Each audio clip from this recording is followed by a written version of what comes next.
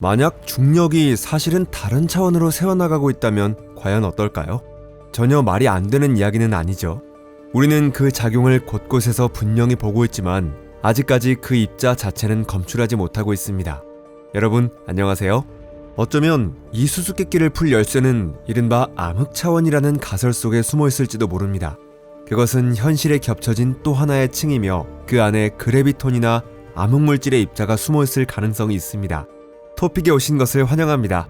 이번에는 이 가설에 대해 함께 깊이 이야기해보려고 합니다.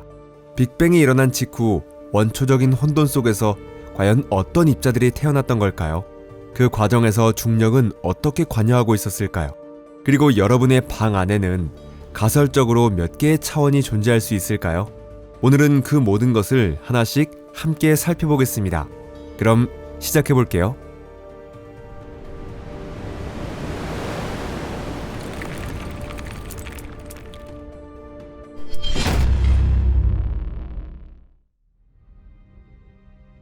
아인슈타인의 오류. 아무리 천재적인 과학자라 해도 실수를 저지를 수 있습니다. 결국 우리 모두는 인간이기에 인지의 왜곡에서 완전히 벗어날 수는 없죠. 어쩌면 우리는 애초부터 잘못된 전제 위에 서 있었고 그것이 의심할 여지 없어 보이는 사실의 해석에까지 강하게 영향을 미치고 있는지도 모릅니다. 이러한 오류들 가운데 하나로 아인슈타인의 우주상수라 불리는 개념이 있습니다. 이 값은 물리적 진공의 성질을 나타내는 것으로 일반 상대성 이론의 몇몇 방정식이 균일한 해를 갖기 위해 필요했던 말하자면 일종의 끼워 맞추기와 같은 요소였습니다. 우주 상수의 문제는 아인슈타인이 우주의 본질에 대해 잘못된 생각을 가지고 있었다는 사실이 밝혀지면서 시작되었습니다. 당시 많은 과학자들처럼 그는 우주가 정적인 상태라고 믿고 있었죠. 우주는 공간과 시간 속에서 변하지 않으며 언제나 존재하고 결코 사라지지 않는다고 여겼던 것입니다. 따라서 우주가 팽창한다는 개념도 존재하지 않았죠. 하지만 1929년 에드윈 허블에 의해 은하들이 서로 멀어지고 있다는 사실이 발견되었습니다. 즉 우주는 실제로 팽창하고 있었던 것입니다. 아인슈타인은 결국 스스로 우주상수를 철회했고 훗날 이를 자신의 최대의 실수라고 부르게 됩니다. 20세기를 거치면서 정상우주라는 공리는 차례차례 부정되어 갔습니다. 먼저 우주가 약 137억 년 전 빅뱅으로 탄생했다는 사실이 확실하게 밝혀졌습니다. 이후 최신 관측 데이터에 따라 이 값은 수정되어 현재는 약 138억 년 전으로 보는 경우가 많습니다. 그 뒤로 암흑물질이 발견되었지만 그 성질에 대해서는 지금도 여전히 추정 단계에 머물러 있습니다. 그리고 이에 못지않게 수수께끼 같은 존재인 암흑에너지 또한 발견되었죠. 이것은 약 50억 년에서 60억 년 전부터 공간을 가속적으로 팽창시키기 시작한 것으로 알려져 있습니다. 그리고 바로 이 지점에서 새로운, 훨씬 더 심각한 문제가 등장하게 되죠. 물리학자들이 양자장론을 이용해 진공에너지의 밀도를 계산하려 했을 때 이론값이 관측값보다 무려 약 120자릿수나 크다는 사실이 드러난 것입니다. 단순히 120배만 차이가 나도 엄청난 오차인데 실제로는 120배가 아니라 120자리나 차이가 난다는 것입니다. 다시 말해 실제 값을 얻으려면 예상된 값을 1 뒤에 0이 120개나 붙는 수로 나눠야 한다는 뜻입니다. 이 우주상수 문제는 진공 파탄이라고도 불리며 우리가 우주에 대해 알고 있다고 여겨온 거의 모든 지식에 의문을 던지게 만들었습니다. 특히 이는 우리가 아직까지도 다양한 기본 상호작용을 하나의 통합된 이론으로 묶어내지 못하고 있는 이유 중에 하나이기도 합니다. 하지만 문제는 여기서 끝나지 않습니다. 아직 하나가 더 남아있죠. 그것이 바로 중력입니다. 중력의 문제. 애초에 아인슈타인이 자신의 이론을 구축하기 위한 출발점으로 삼았던 것은 그보다 앞서 뉴턴이 정립한 중력에 대한 개념의 문제였습니다. 이 사실을 떠올려보면 또 하나의 사실이 매우 아이러니하게 느껴지는데요. 즉, 4가지 기본 상호작용 가운데 중력이 여전히 가장 수수께끼로 가득한 존재라는 점입니다. 우리는 그것을 설명하기 위해 아예 하나의 이론을 통째로 만들어냈다고도 할 수 있지만 결국 그것만으로는 아무런 해결도 되지 않았습니다. 우선 4가지 상호작용 중에서 중력 상호작용은 가장 넓은 범위에 걸쳐 작용하면서도 동시에 가장 약한 힘입니다. 이 말은 처음에는 이상하게 들릴 수 있지만 실제로 확인해보는 것은 매우 간단하죠. 작은 자석을 하나 집어 금속 조각에 붙인 뒤 그대로 뒤집어 보세요. 자석은 떨어지지 않습니다. 한번 상상해보세요.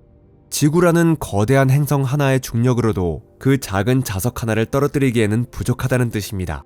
둘째로 전자기 상호작용, 강한 상호작용, 약한 상호작용에는 각각 이를 매개하는 입자가 존재한다는 것이 알려져 있습니다. 하지만 중력을 전달한다고 여겨지는 중력자는 아직까지 발견되지 않았습니다. 이 문제는 암흑물질이나 암흑에너지와 어떤 식으로든 관련이 있을 가능성이 있지만 확실하게 말할 수 있는 것은 아무것도 없습니다. 여러분도 느끼시겠지만 아무것도 확실히 알지 못하고 계산마저 서로 모순된다면 결국 그건 단순한 추측에 머무를 수밖에 없죠. 그럼에도 불구하고 우리는 이 모든 문제를 해결할 수 있는 기회를 여전히 가지고 있는 것처럼 보입니다. 수많은 난관으로 가득한 끈 이론, 보다 정확히는 그에 기반한 암흑차원 가설에 주목하면 됩니다. 끈 이론은 아무리 설명을 들어도 결국 이해되지 않는 경우가 많습니다. 아마도 그것이 현대 물리학에서 가장 어려운 분야이기 때문일 것입니다. 그래서 여기서는 이후 내용을 이해하는 데 꼭 필요한 최소한의 설명만 다루도록 하겠습니다. 자, 끈 이론에서는 11차원 공간이라는 개념이 존재하는데요. 그 핵심은 이름 그대로 우리가 익숙하게 알고 있는 3차원 공간이 아니라 무려 11개의 차원이 존재한다는 생각입니다. 물론 그것들을 눈으로 볼 수는 없습니다. 그 크기가 극도로 작아서 양성자보다도 더 작기 때문이죠. A4 크기의 평범한 종이 한 장을 떠올려 보세요. 그것은 실제로는 3차원 구조를 가지고 있지만 세 번째 차원인 높이, 즉 두께는 길이나 너비에 비해 극도로 작습니다. 그래서 일상생활에서는 그 세 번째 차원을 무시해도 전혀 문제가 없죠. 하지만 어떤 계산에서는 아무리 작더라도 두께를 반드시 고려해야 합니다. 예를 들어 표면에 존재하는 미세한 요철을 조사할 때가 바로 그런 경우죠. 중세시대에는 종이가 아니라 양피지에 글을 썼는데요. 양피지는 종이보다 더 두껍지만 그래도 일상생활에서는 그 두께를 무시하고 2차원으로 간주할 수 있습니다. 그러나 학문 분야에서는 팔림프세스트가 잘 알려져 있죠. 이는 양피지에 쓰인 오래된 글을 지우고 그 위에 새로운 글을 다시 쓴 문서를 의미합니다. 왜냐하면 양피지는 매우 비쌌기 때문에 쓸모없는 문서를 그냥 버리는 것 자체가 사치로 여겨질 정도였기 때문입니다. 현대과학은 이미 지워진 텍스트를 읽어내는 방법을 갖추고 있습니다. 하나의 문서 안에 수십 개의 텍스트가 겹쳐 존재하는 경우도 있죠. 이를 해독하기 위해 MRI와 같은 기술을 사용해 미세한 표면의 굴곡을 관찰할 수 있습니다. 즉 이른바 무시해도 될 만큼 작은 차원에 대한 연구가 매우 큰 가치를 지닐 수 있다는 뜻입니다. 왜 이런 이야기를 했는지 이제는 모두 감이 오시겠죠? 우주 역시 양피지와 같습니다. 3개의 차원은 압도적으로 크고 나머지 8개의 차원은 미시적으로 너무 작기 때문에 우리의 일상에는 아무런 영향을 주지 않는 것입니다.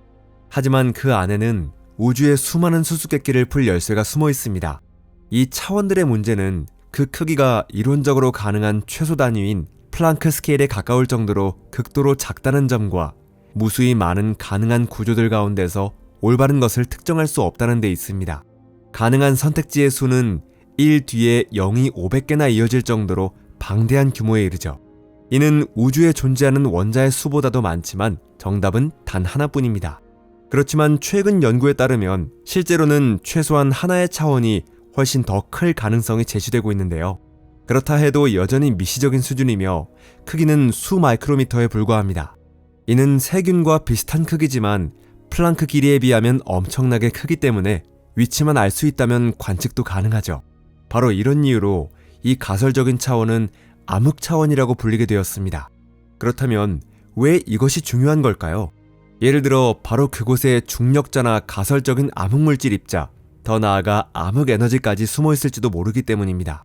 과학자들은 한 걸음 더 나아가 이들이 이 가설적인 암흑 차원으로 들어가게 되었을 가능성을 설명하는 모델까지 제안하고 있습니다.